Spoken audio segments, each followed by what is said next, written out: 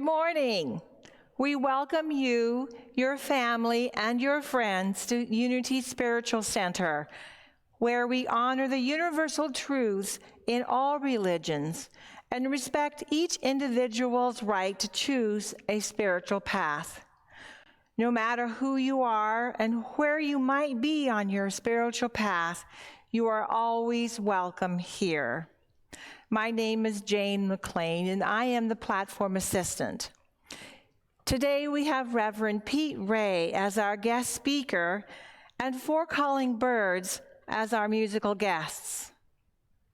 Now, let's get centered before we say our 5 principles together. Take a deep breath in, and then let it out. God is good and present in all things. The holiness of God is my own true nature. I am creating my experiences by how I think. My thinking is guided by my daily affirmative prayers and affirmative actions. I follow and am sustained by these values in every way, every day. And today's Advent reading is Peace. Peace is a slumbering baby in the manger. Peace is deep security rooted in truth. Peace is knowing the universe supports me. Peace is holding to the truth of God's universal good. Peace is heaven made known on earth. We light the Advent candle for peace.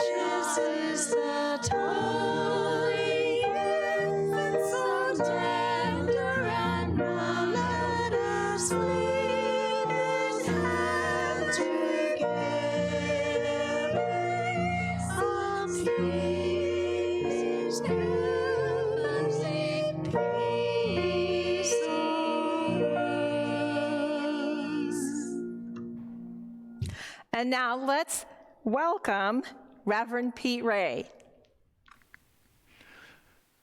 The subject I'd like to discuss with you this morning is thinking. Now, I want to begin with a question. Should we even be considering the concept of thinking in a spiritual setting?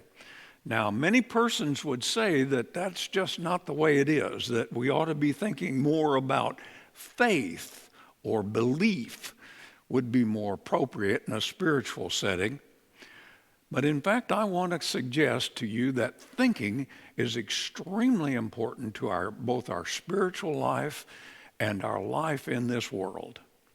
Now, to understand Unity's perspective on thinking, you need to know something about Unity's history. Now, I'm not going to talk a long time about this, but I do want you to know a little something about Unity's history.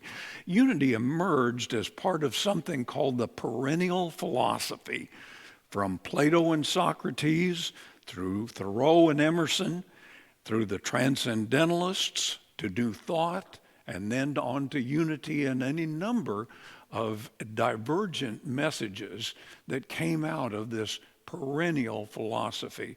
Now, if you're a historian, you realize that I've skipped over a lot of people and a lot of things just to make a point. But Unity has been a definite part of this perennial philosophy. Now, one of the core concepts of the perennial philosophy is the idea that all religions, and I mean all religions, underneath the seeming differences, point to the same truth with a capital T. Now, in Charles Fillmore's book, Christian Healing, and Mr. Fillmore was the founder of Unity, and in his book, Christian Healing, he has 2 chapters on thinking. The first is called The Formative Power of Thought, and the second chapter that follows that is How to Control Thought. And of course, in the basic textbook, which was around for decades, Lessons in Truth by Dr. H. Emily Cady, she has a chapter entitled Thinking, and she pursues this idea just as Mr. Fillmore would do later on. Now, Unity doesn't tell people what to think. Rather, we suggest to people how important thinking is. And what is happening in our lives is due to a great extent to how we are thinking or what we are thinking about. Not only what is happening in our lives, but even more important, how do we respond to the things that happen in our lives? Because that truly requires thought and thinking. Now, we're going to be considering how to access and apply our thinking faculty. Now, much of our thinking is about the incoming sense data of our current environment. Now, this kind of thinking allowed humans to survive and to make a sense out of their lives and what was going on in their environment, and to interpret the world as they experienced it, and above all, to be able to make predictions about the world that they were living in. Now, you got to understand that this goes back literally hundreds of thousands of years as evolution produced us today. And in doing so, we had to learn to think in terms of primarily processing our current environment. Now, in doing that, we have to be able to process the incoming sense data. And unfortunately, in the world that those folks found themselves in, it was often incumbent upon them to look at the environment and to think about it in terms of what is wrong with the environment. Now, this was terribly important, and it's important to us because a lot of our thinking is, and I know that when you go into a new situation, you tend to look at what's wrong. And for many people, they feel like, oh, I'm being so judgmental, and oh, every time I go into something new, I find things that are wrong with it. Well, in the early environment, that processing was a great help. Now, not so much. We're not being quite so threatened by predators like lions and tigers and bears, and we don't have to look around and say, ooh, that's what's wrong with the environment, so we don't go there. Real and true thinking is done with the mind and the body in sync with each other and being totally present in the now. You have to be. In order to think, you have to have those two elements. Mind and body are in sync and present in the now moment. Now, getting the mind and the body in sync may not be as easy as it sounds. And I want to present you with a paradox, and then you can think about this later and see what you come up with. Mind is embedded in the body, and the body is embedded in mind. So they are not two separate things, but we can distinguish their actions in terms of doing this or doing that. And in this case, mind is embedded. It's important to keep this in mind. Mind is embedded in body. Body is embedded in mind. On the upside, the body can only be present in the moment. We haven't learned to move it into the past or move it into the future. So the body can be here. Actually, it's pretty easy for the body to do that. However, the mind can wander into the prison of the past and the future and spend a lot of time there. It's amazing how much time, as you begin to observe your use of mind, you will notice that you may find yourself off thinking about things that are going to happen or things that have happened in the past. And so as a result, the mind spends a lot of time in those two areas because it feels kind of uncomfortable for the mind to be present. Being present and ready to think. So how do we do that? Well, for one thing, we take a deep breath. You'll notice that in a lot of spiritual teaching, there is this idea that you pay attention to your breath or your breathing. You'll see that across all kinds of spiritual thought. One of the ways that we can do this is, one of the ways we can sync the mind and body is by taking a deep breath in. When you breathe in deeply, the mind and the body become synced, at least for a moment. Now, it's kind of easy for the mind then to want to get back to its work in the past or the future, but you can do that. Now, this takes a lot of work and practice to really learn to be present in the moment, to not let your mind move off into this. Why are we so taken with this idea that the mind and the body cannot be in sync? Laying the foundation for thinking and thought.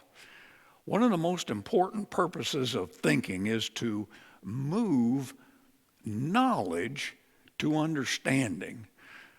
Any fool can know.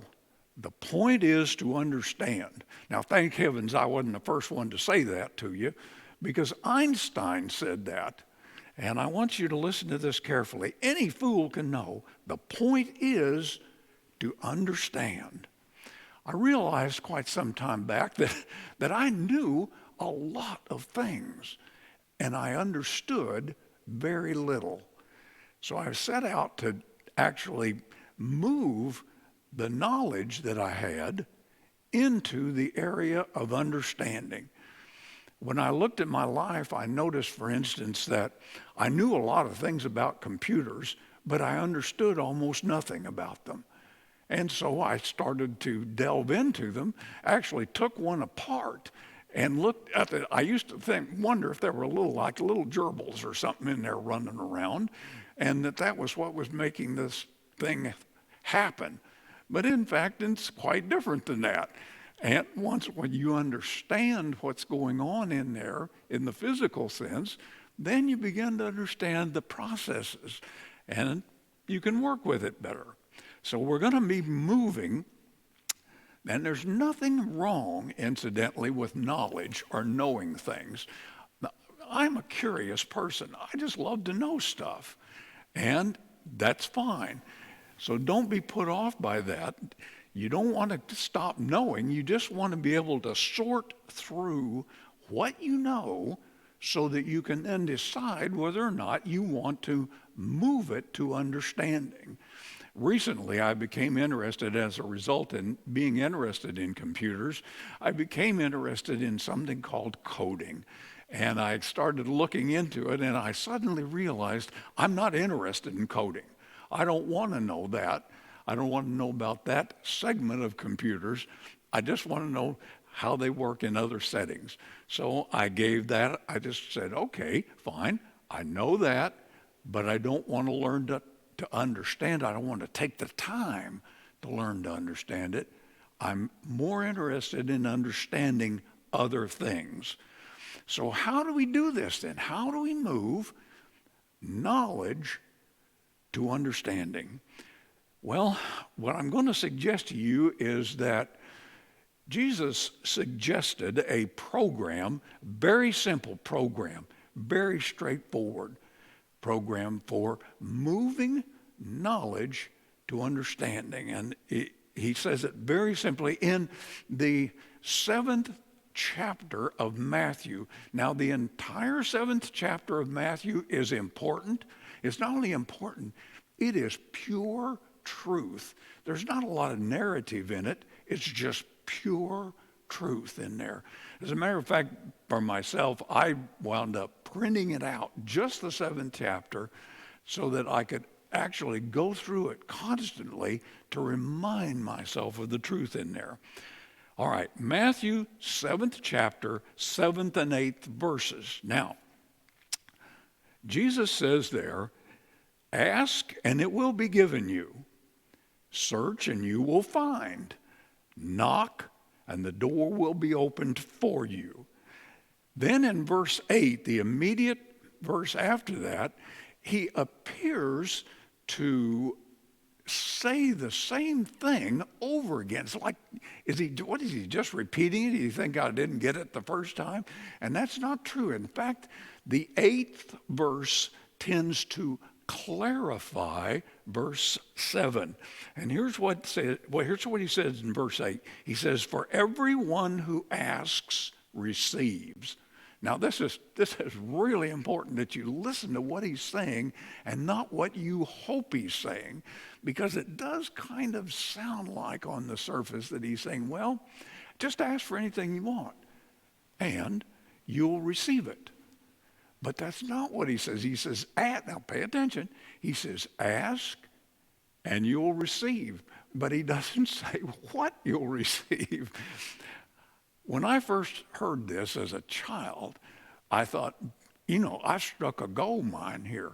All I have to do is ask for something and I'll receive it. And then I discovered at one point in my life that I was asking for new cars. I love new cars. I still love new cars. But I had to move that knowledge that I love new cars to understanding about them, because oftentimes I got the new car, but I got more than that. I got the loan that went with it. Now, this is tremendously important. He says, ask and you'll receive. You do. No matter what, when you ask, you will receive. But you may not receive exactly what you think you've asked for. He also says everyone must search and they will find, and they must knock and it will be opened. Now, this will be important, and we'll get to that in a moment. But first of all, learning to think by asking. One of the questions that I learned to use for this is, how how am I to understand this? How can I understand this? That's what I'm asking for.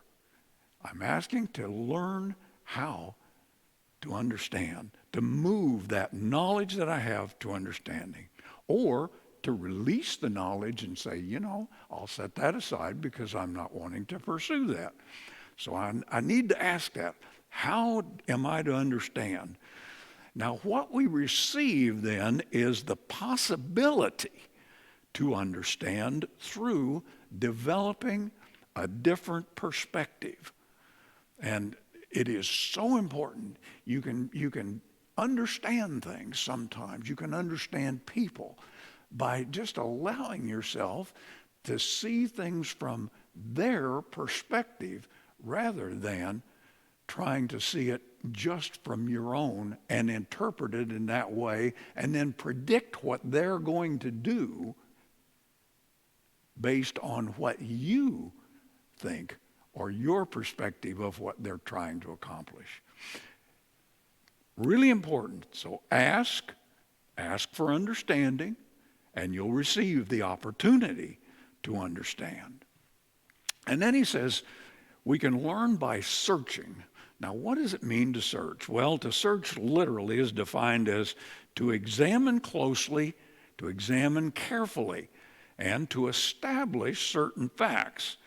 To search implies experimentation and personal experience. And without those things, it's extremely different to try to understand something from knowledge. Without the ability to experiment with something and personally experience it.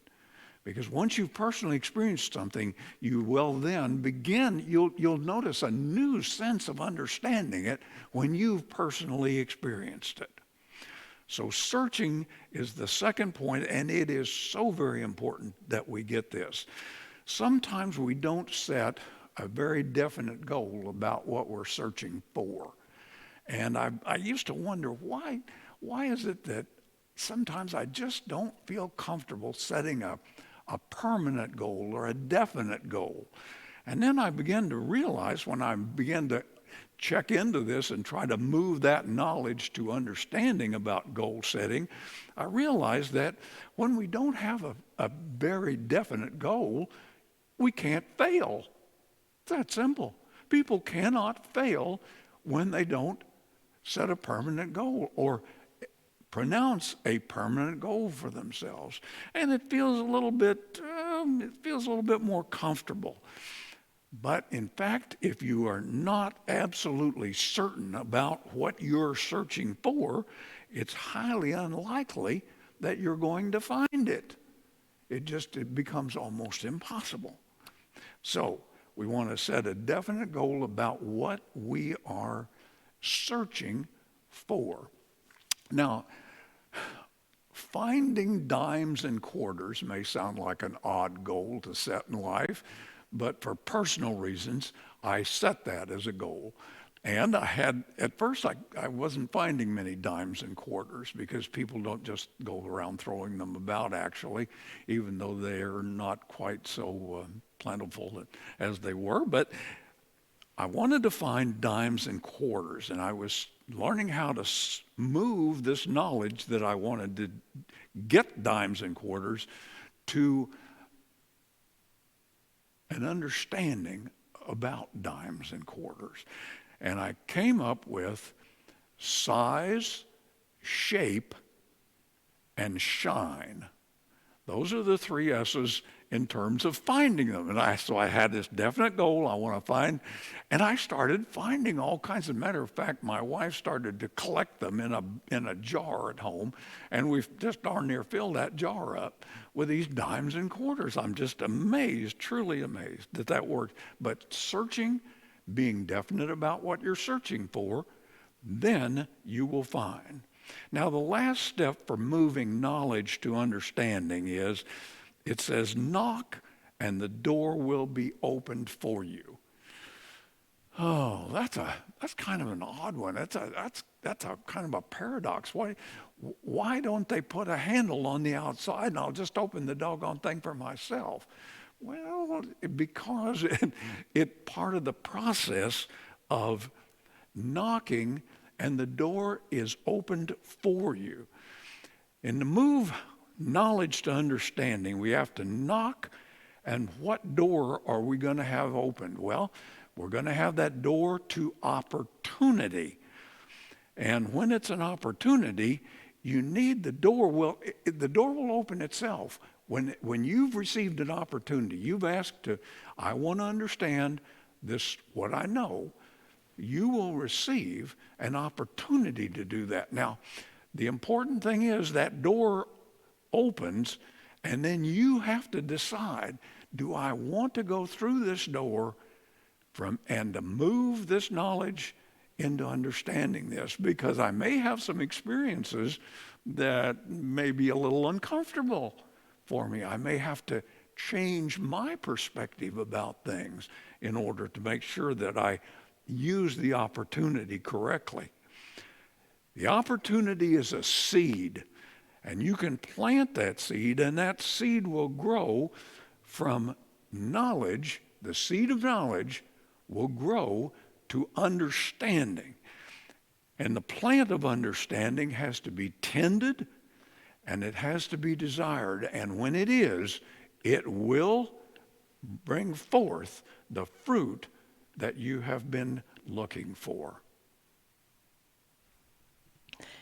Thank you, Reverend Pete, for being with us today. You have given us a lot to contemplate about thinking. We have now reached the part in our service that we get to give to practice the abundance that we are. There are 2 ways that you can give. You will find that information at the end of the service. We are always grateful for your generous gift. As you consider your gift, affirm, I give freely and joyfully, for God is my source, and I have abundance in all areas of my life. Please say with me our offertory blessing. Divine love, as me, blesses and multiplies all that I have, all that I give, and all that I receive. And let's welcome our musical guests, the 4 calling birds.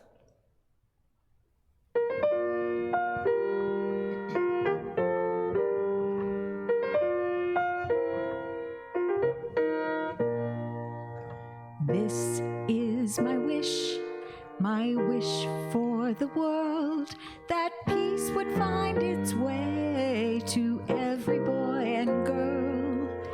This is the time for harmony. Let love be the song that everybody sings. Fill the air with joyful noise, ring the bells and raise your voice. Let there be peace on earth, let there be peace on earth. Lift your light, let it shine, shine, shine, shine. Let every voice be heard, let there be peace on earth. I hear the sweetest sound, the sound of hope to come. Together we could bring goodwill to everyone. Let it start with you and let it start with me. Let every nation rise and sing this melody. Fill the air with joyful noise, ring the bells and raise your voice. Let there be peace on earth, let there be peace on earth. Lift your light, let it shine, shine, shine, shine. Let every voice be heard, let there be peace on earth. Let there be peace on earth, and let it begin with me. Let there be peace on earth,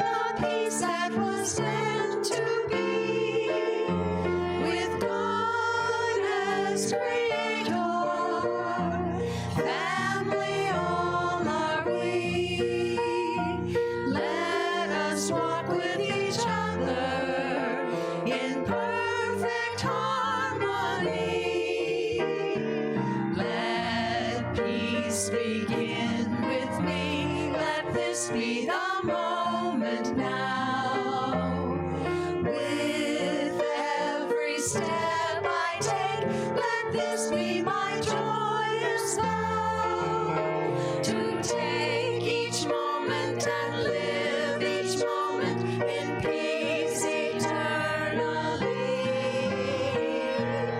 Let there be peace on earth, and let it begin with me.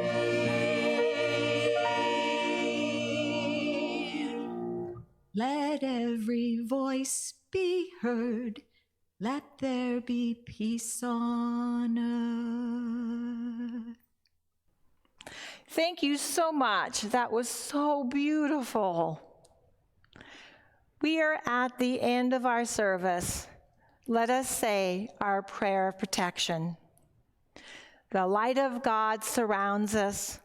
The love of God enfolds us. The power of God protects us. The presence of God watches over us. Wherever we are, God is, and all is well. Thank you for being with us today, and have a blessed week.